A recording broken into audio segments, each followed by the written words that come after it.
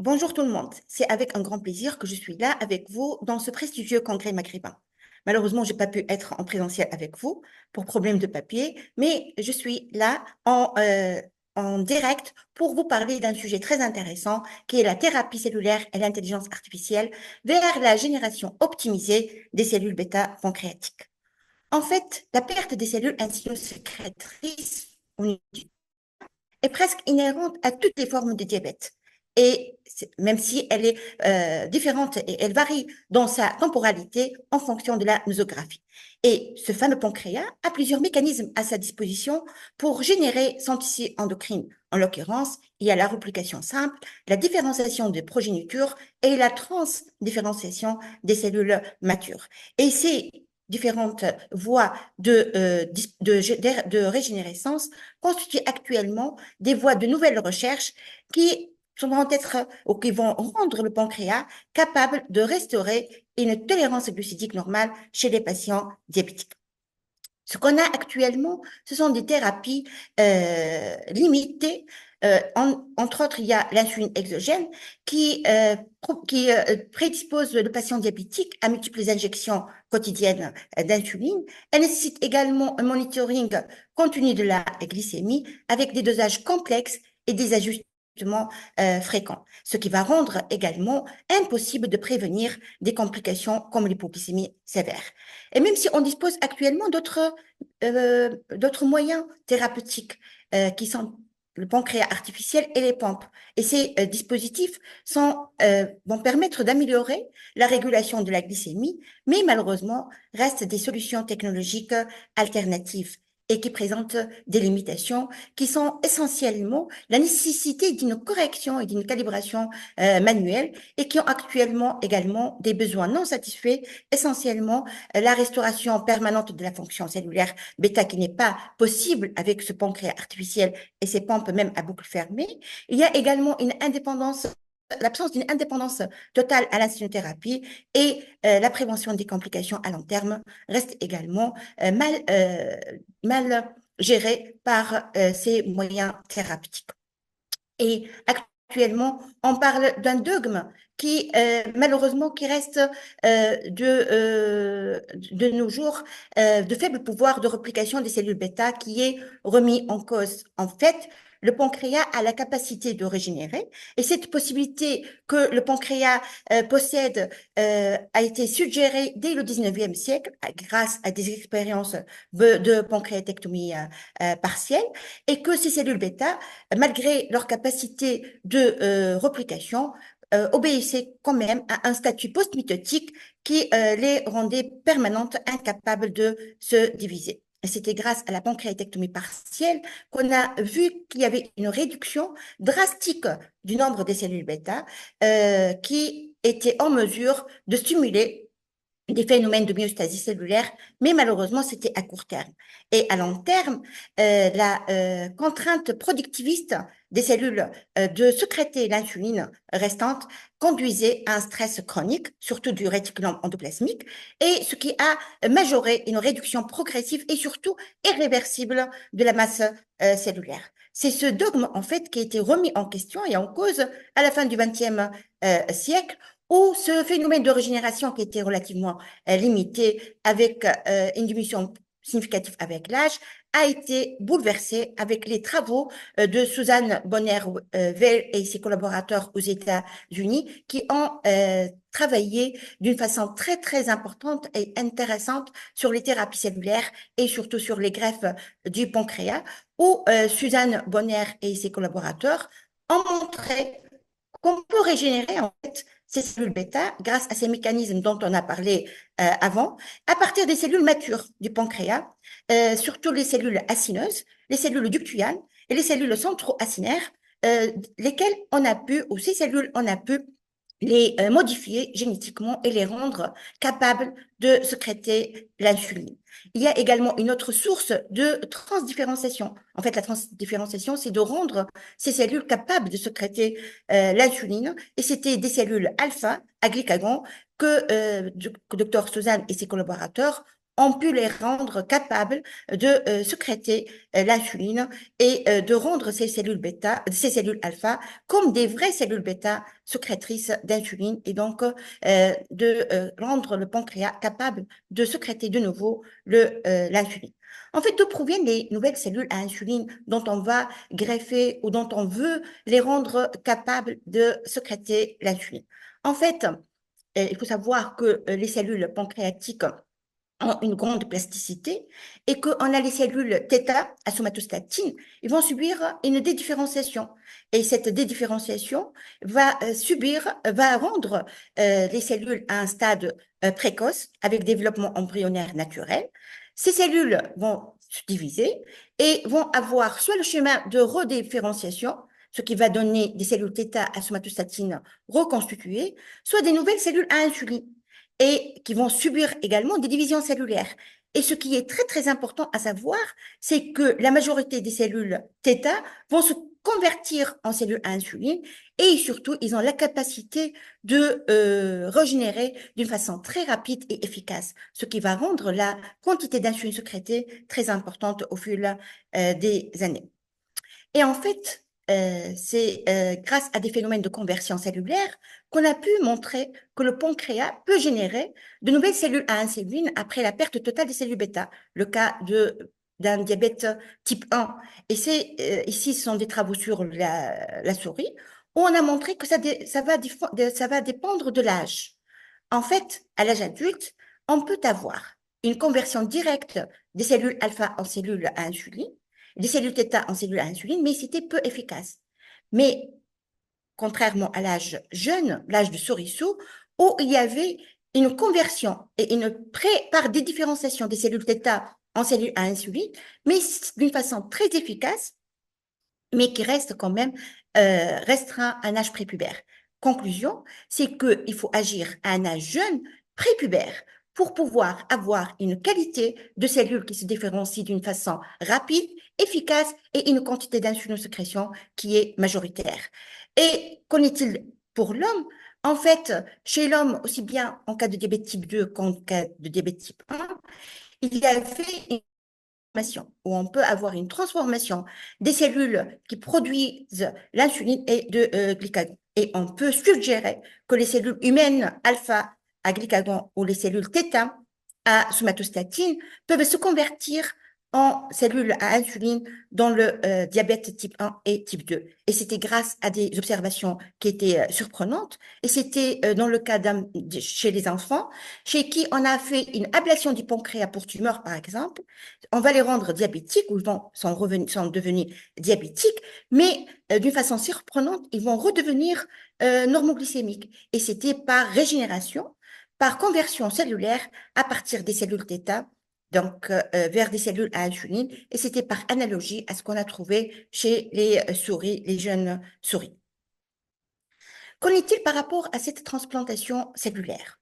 En fait, on avait une reprogrammation des cellules souches où on a fait leur transdifférenciation vers des cellules matures. Et c'était via l'utilisation de GABA, de l'acide gamma-aminobutyrique, qui était capable de favoriser la transdifférenciation des cellules alpha en cellules bêta. Et c'était grâce à une activation forcée d'un gène PAX4 qui intervient dans toutes les cellules alpha et qui vont être régénérées et converties en cellules bêta, comme en témoignent ces photos qui ont été prises sur des coupes de chez des souris normales, des souris diabétiques et des souris diabétiques traitées par GABA de 3 mois, où on voit très bien qu'il y avait une régénérescence des cellules bêta à partir des cellules θ grâce à ce GABA qui les rend beaucoup plus nombreuses et surtout beaucoup plus capables de sécréter l'insuline. Donc tout cela redevient ou il devient à la plasticité des cellules pancréatiques qui ont pratiquement toutes un même précurseur commun et qui vont subir des divers mécanismes de différenciation de cellules progénitrices ou bien des cellules transdifférenciées en cellules matures. C'est sur cela qu'on va travailler pour les manipulations thérapeutiques et pour les thérapies cellulaires. Donc, je vais vous montrer également un travail que je trouve très intéressant. En fait, j'ai j'étais donc au congrès de l'ASD en 2025 à Vienne et il y avait toute une session dédiée pour Back to the Future, Building Islet Cells from Scratch. Donc, c'était à propos de des cellules souches pancréatiques à partir des cellules du stroma. Et on a montré qu'on peut également même améliorer les cellules bêta qui dérivent non des cellules θ et non des cellules alpha, mais plutôt des cellules immunitaires, des macrophages qui se trouvent au niveau du pancréas. Et par génétique et par transformation et par transdifférenciation génétique, ils ont pu rendre ces macrophages au niveau du pancréas capables de stimuler ou de les rendre capables d'avoir une fonction endocrine et de sécréter l'insuline par cette thérapie cellulaire et par cette transformation cellulaire entre les cellules macrophagiques et les cellules bêta pancréatiques. Et on montre très bien qu'il y avait une transformation de l'ARN au niveau des cellules macrophagiques qui vont être traduits en protéines, essentiellement en insuline, et qui vont être transplantées au niveau des rats. Et c'était vraiment des résultats très prometteurs pour des greffes pancréatiques à partir ou des thérapies cellulaires à partir non seulement des cellules alpha ou cellules θ, mais plutôt des cellules macrophagiques au niveau des stromas pancréatiques. Ce qui s'est passé en 2000, par exemple, c'était le protocole d'Edmonton. C'était une démonstration de la faisabilité clinique de la transplantation d'îlots pancréatiques. C'était à l'époque 7 patients initiaux qui ont réussi à se débarrasser de leur dépendance à l'insuline grâce à l'administration d'îlots pancréatiques cadavériques. Et c'était, sur le plan méthodologique, c'était une infusion d'îlots pancréatiques cadavériques. Mais ce protocole est actuellement limité parce que de 2000 à 2020, il y avait seulement 642 transplantations qui ont été effectuées aux États-Unis, par exemple, qui a impliqué 255 patients. Mais malheureusement, la caractéristique générale, c'était un rejet du gène d'une part, et d'autre part, la nécessité d'une immunosuppression à vie pour prévenir ces réactions de rejet, et donc qui en découle bien sûr, des complications inhérentes à ce traitement par immunosuppresseur qui rend ces patients malheureusement immunodéprimés, ce qui va restreindre l'utilisation de cette transplantation cellulaire et plutôt utiliser des thérapies à base de cellules souches. Donc, en fait, ces cellules souches se divisent en deux types. Il y a les cellules souches embryonnaires, sont une source primitive avec une pleine capacité de différenciation. Et il y a également des cellules souches induites. Ce sont plutôt des cellules adultes, ce n'est pas des cellules souches. Ce sont des cellules adultes qui vont devenir programmées pour se comporter comme cellules souches embryonnaires. Donc, vous voyez la différence entre les deux différentes sources cellulaires. Puis, ils vont subir un processus de différenciation consistant en 3 étapes. L'étape 1, c'est une culture des cellules souches dans des conditions contrôlées. L'étape 2, c'était de stimuler avec des facteurs de croissance spécifiques. Puis, en étape 3, les différencier en pseudo-hélopancréatiques. Puis, on va les utiliser en application clinique. En fait, ces cellules souches embryonnaires immatures vont être cultivées, puis ils vont être implantés dans un dispositif protecteur cutané. Et pour les cellules bêta dérivées de cellules souches induites, ils vont subir une première transplantation de cellules bêta autologues qui proviennent du tissu adipeux du patient. Et là, le résultat était par contre encourageant. Avec un patient, le patient là, c'était à propos d'un cas, et le patient, il est devenu indépendant de l'insuline après au moins 1 an de traitement. Puis, il y a également les transplantations cellulaires. Et là, je vais vous parler des avantages de l'antidra. C'est une première thérapie cellulaire allogénique basée sur les îlots pancréatiques donnés pour le traitement du diabète type 1. Là, vous voyez la différence entre les différentes techniques. La dernière technique, c'était en 2023. Et c'était les avantages potentiels de la méthode de l'antidra. C'était d'une part une thérapie cellulaire allogénique qui utilise les cellules d'un donneur. Elle va éviter la nécessité d'une immunosuppression à vie, chose très très importante. Et on a vu que 30 patients ont eu ce protocole et 21 sur ces 30 patients ont réussi à se débarrasser de leur dépendance à l'insuline pendant au moins un an. Et les indications de cette méthode de l'antidra étaient des patients, bien sûr, adultes avec diabète type 1, qui ont des antécédents de la maladie au moins de 5 ans, avec un IMC inférieur à 27 ans, à 27 plutôt kg par mètre carré, dont le contrôle insulinique était insatisfaisant et qui était bien sûr réfractaire aux baisses sévères de la glycémie. Donc, on a vu que c'était un protocole très efficace, mais quand même, il a des limites. En effet, ce protocole avait des effets secondaires qui proviennent principalement de l'effet immunosuppresseur chronique de cette méthode, avec donc surtout l'apparition des hépatites chimiques et des infections. Donc, pour cette étape, pour ces méthodes de différenciation et de transplantation sous immunosuppresseurs, il y avait des défis. D'une part, l'efficacité elle est limitée. En effet, les protocoles de différenciation dirigés varient en efficacité entre les lignées cellulaires et les îlots. Et on voit que la majorité des cellules qui produisent peu ou qui sont immatures, l'immaturité, elle était également fonctionnelle. En fait, les cellules in vitro vont différer typiquement des cellules bêta adultes, bien sûr. En fait, le transcriptome de ces cellules générées, il est peu fonctionnel et il est incomplet. Et surtout, il est nécessaire de voir comment combiner ces écarts pour obtenir une véritable fonction de dépendance à l'insuline. Il y a également des barrières immunologiques et physiologiques.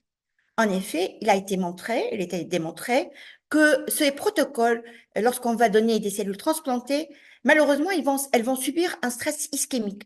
Essentiellement, elles vont être euh, donc exposées à une hypoxie et à une carence nutritionnelle.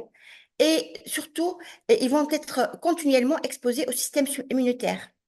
Et c'est cette exposition qui va les rendre immunogènes et ils vont subir une réponse d'alerte immunitaire, surtout un rejet immunitaire. C'est ces états de rejet immunitaire qui vont être une source de limitation essentiellement pour cette transplantation et ces méthodes de transplantation. C'est pour cela, actuellement, on est en train de voir comment surmonter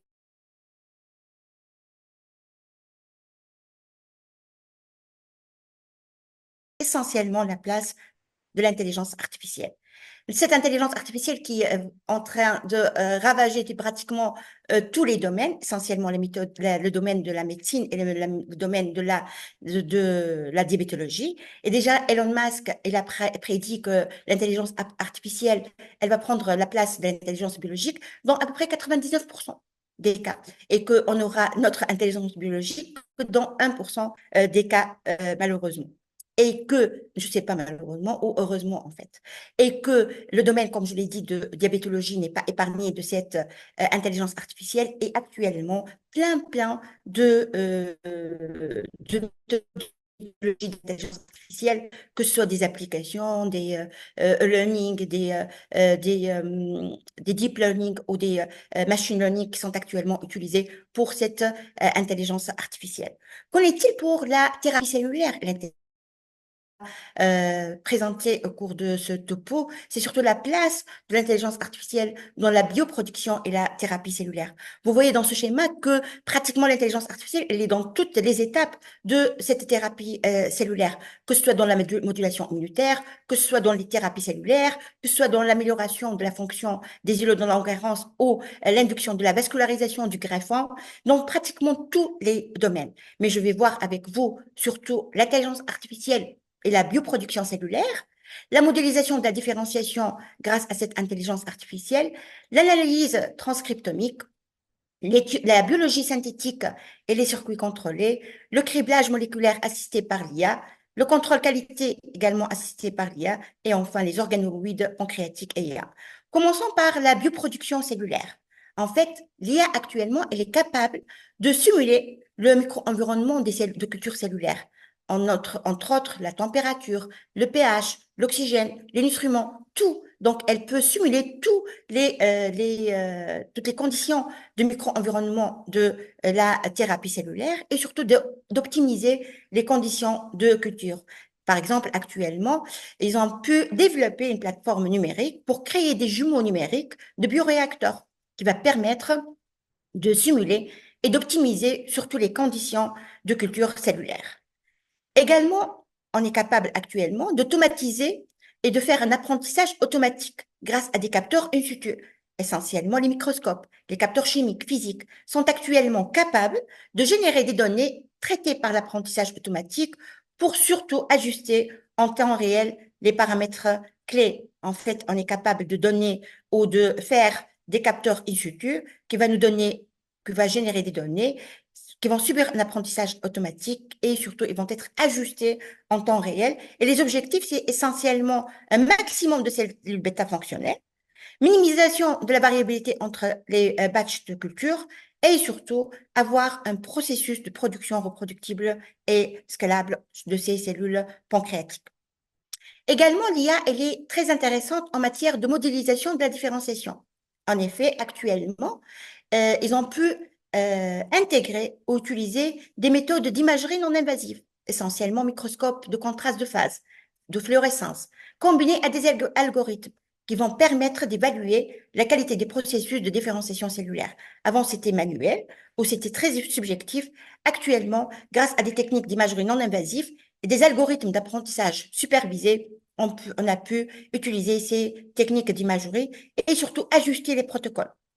Et ceci grâce à des modifications de mélange de facteurs de croissance ou de temps de culture, ce qui va nous permettre de corriger les batchs suboptimaux avant de la fin de la différenciation et surtout de corriger des fautes au cours de la différenciation avant que le processus ne se termine. Et donc, on peut, grâce à ces algorithmes de comptage ou de non-invasifs, d'analyser les images du 7e jour de culture pour prédire l'efficacité de la différenciation finale. Est-ce que vraiment notre produit final va être d'une qualité et va être efficace avant de le transplanter? On va le classifier en temps réel grâce à des étapes. Au départ, au début du processus, on va avoir des images de cellules au jour 7 de culture, puis on va les analyser grâce à ces algorithmes d'apprentissage profond qui vont analyser la morphologie cellulaire. On va répartir automatiquement les cellules selon leur état d'activation endocrine. On va ajuster le protocole et surtout en modifiant des facteurs de croissance basés sur les prédictions. Donc, on va voir s'il y a des erreurs et les modifier, les corriger. Et en fin de processus, on va être capable de prédire l'efficacité finale de la culture avant même d'entamer la phase de culture. On peut également faire ce qu'on appelle le contrôle qualité de ce qu'on a fait comme méthode de différenciation cellulaire. En fait, on peut utiliser des réseaux neuronaux qui vont classer les cellules en temps réel selon leur état à partir d'images de microscope et ils vont surtout évaluer leur viabilité. Est-ce que ce sont des cellules vivantes, apoptotiques ou nécrotiques, chose qu'on ne pouvait pas avant la faire d'une façon très efficace et surtout avec une grande sûreté. Et ça va prédire ou préciser la classification de 6 classes morphologiques de cellules qu'on va les injecter ou les greffer. Et on peut également prédire les résultats de des différenciations et l'efficacité finale de la différenciation, même plusieurs semaines plus tard. Et on va intégrer plusieurs données à la fois grâce à des méthodes de cytométrie de flux, de spectroscopie ou d'imagerie intracellulaire qui va nous permettre de détecter des contaminants ou des écarts de qualité, par exemple une expression anormale de marqueurs ou autre, qui va donc nous permettre de contrôler la qualité de notre méthode et surtout d'agir avant même d'intervenir ou avant même de greffer ces cellules, de faire ces cellules différenciées. On peut également analyser le transcriptome grâce à l'IA.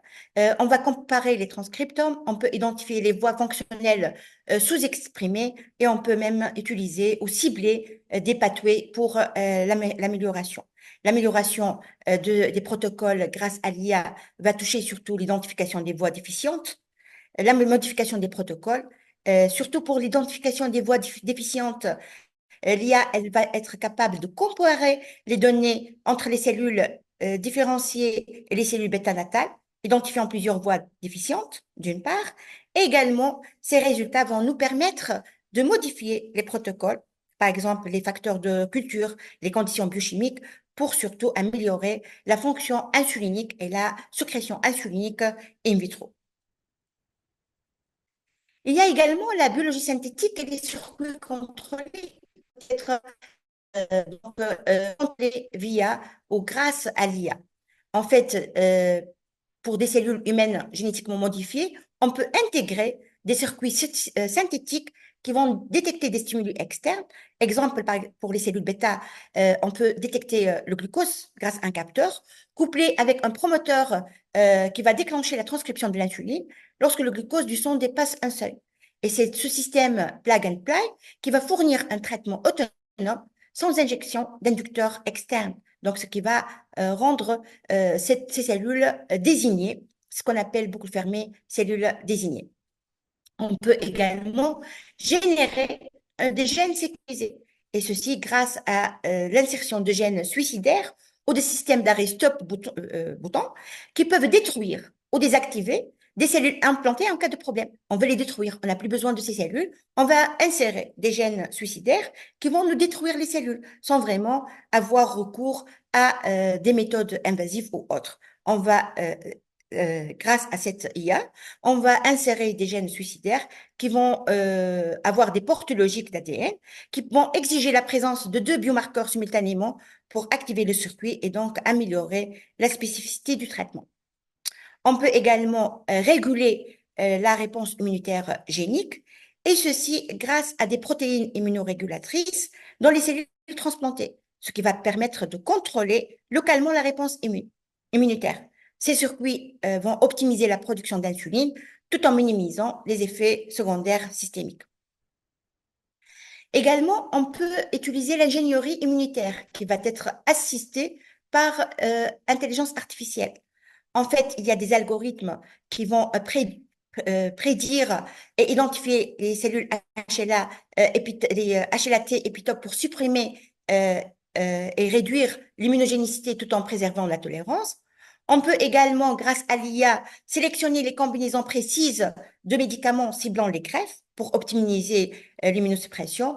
Et on peut également, grâce à des stratégies complémentaires, de co-transplanter des cellules régulatrices, T régulatrices, pour rechercher la co-transplantation avec des cellules pancréatiques, c'est en cours de recherche, ou bien moduler la réponse immunitaire avec des biomatériaux tels que des ligands régulateurs qui vont être fixés sur des surfaces biomatérielles, et ceci va promouvoir l'acceptation du greffe. D'une part, ça va limiter le rejet, et d'autre part, ça va limiter également l'utilisation des traitements immunosuppresseurs chez nos patients. Il y a également l'utilisation de matériaux intelligents et l'encapsulation qui vont donc utiliser des cellules ou des îlots pancréatiques encapsulés. On peut également utiliser des échafaudages tridimensionnels bioactifs qui vont favoriser l'angiogénèse autour du greffon. Ça, d'une part, il va améliorer l'apport en O2 pour le greffon, et donc ce qui va limiter le rejet et l'apoptose des cellules utilisées. On parle dans ce cas de biomatériaux intelligents qui peuvent libérer localement des immunosuppresseurs pour protéger les îlots sans pour autant avoir recours à des immunosuppresseurs par voie générale. On peut également utiliser l'encapsulation macroscopique grâce à des dispositifs plus grands, mais ce sont surtout en cours de recherche tels que les biocompatibles, mais sont actuellement en cours de recherche. Il y a également l'utilisation des organoïdes pancréatiques, qui sont des micro-organes issus des cellules embryonnaires qui contiennent des îlots fonctionnels in vitro, et on va reproduire partiellement la structure pancréatique en cellules alpha, bêta, θ en tridimensionnel, ce qui va nous donner un modèle physiologique plus réaliste et surtout plus robuste. Et grâce à l'IA, on va optimiser l'analyse et la culture des organoïdes, et grâce à des algorithmes de vision par ordinateur, on peut avoir automatiquement ces organoïdes sur des images pour évaluer la qualité de protocole. Donc, c'est ce qu'on appelle les organoïdes IA optimisés. C'est ce qui va nous donner une idée sur ces greffons, surtout la modélisation physiologique de ces souches ou de ces cellules souches embryonnaires. Comme tout système de IA ou tout processus d'IA, il y a bien sûr des considérations éthiques et réglementaires. En effet, pour les cellules souches embryonnaires, il y a des controverses éthiques liées à l'embryon. Et en France, par exemple, la loi bioéthique de 2021 autorise la recherche sous déclaration formelle sans autorisation préalable. Au Canada, ce n'est pas le cas, par exemple. Et les cellules souches induites évitent ce problème, mais peuvent poser le problème d'autres questions, surtout questions de sécurité et du coût. Il y a également les thérapies cellulaires qui doivent satisfaire aux standards de thérapie médicinale avancée, ce qui nécessite qu'on utilise des essais cliniques rigoureux et qui sont surtout conformes aux bonnes pratiques de fabrication, surtout de la FDA. Et ces processus sont de haute qualité pour minimiser, d'une part, le risque de tumorogénicité ou bien de transformation cellulaire accidentelle. Enfin, sur le plan éthique, on doit être capable de protéger les données, et ceci conformément aux règles de données patientales et de modèles transparents. Et surtout, il faut être capable de valider la réglementation des algorithmes et surtout de surmonter les problèmes émergents d'équité d'accès tels que le coût des nouvelles thérapies et de transparence éthique. Les perspectives d'avenir concernant cette intelligence artificielle et cell integration, en fait, on est en train d'améliorer surtout la précision thérapeutique par Digital Twins Patient, les circuits qui sont devenus ou qui sont en train de devenir plus avancés, avec des biomarqueurs innovants pour la sécurité et la détection de RNA cellulaire libre pour activer les circuits.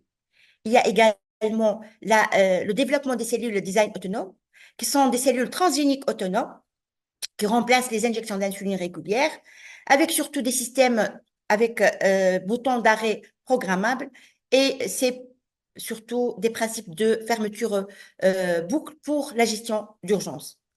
Et bien sûr, la dernière piste, c'est la piste de cotransplantation. C'est une co-introduction programmée de cellules auxiliaires qui vont être capables de fabriquer des organes alternatifs avec une intégration des données de l'imagerie et des données génomiques. L'IA va être capable de transformer la thérapie cellulaire vers la personnalisation, d'améliorer significativement la qualité de vie de nos patients diabétiques et surtout d'avoir des approches innovantes pour améliorer l'efficacité thérapeutique. En conclusion, actuellement, on vit une alliance IA-cellule. En effet, l'alliance entre l'intelligence artificielle et la thérapie cellulaire marque actuellement un tournant dans le traitement du diabète type 1, passant du traitement substitutif, l'insulothérapie et le traitement chronique, vers le traitement régénératif. C'est un traitement potentiellement curatif. On ne traite pas symptomatiquement, mais on fait guérir nos patients diabétiques.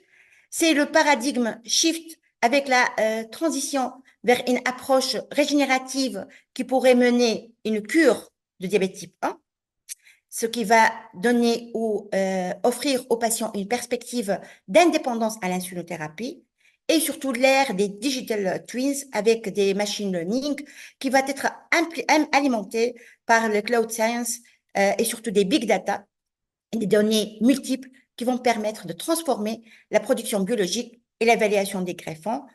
Ceci nécessite impérativement une collaboration interdisciplinaire avec la fusion des connaissances en biologie, en intelligence artificielle, en génie biomédical et surtout en médecine et en thérapie médicale, bien sûr, tout en respectant l'éthique et la régulation. L'intelligence artificielle appliquée à la thérapie cellulaire ouvre là, de nos jours, de nouvelles perspectives pour la gestion du diabète type 1, avec surtout une cure réelle et un potentiel espoir de guérison de cette pathologie.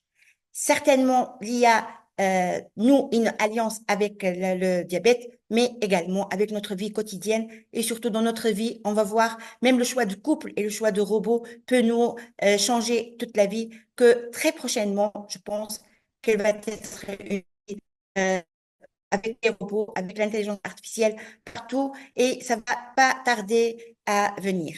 Avant de finir, je vous propose de retenir ces deux dates. La première date, c'est la date de 19-20 décembre 2025.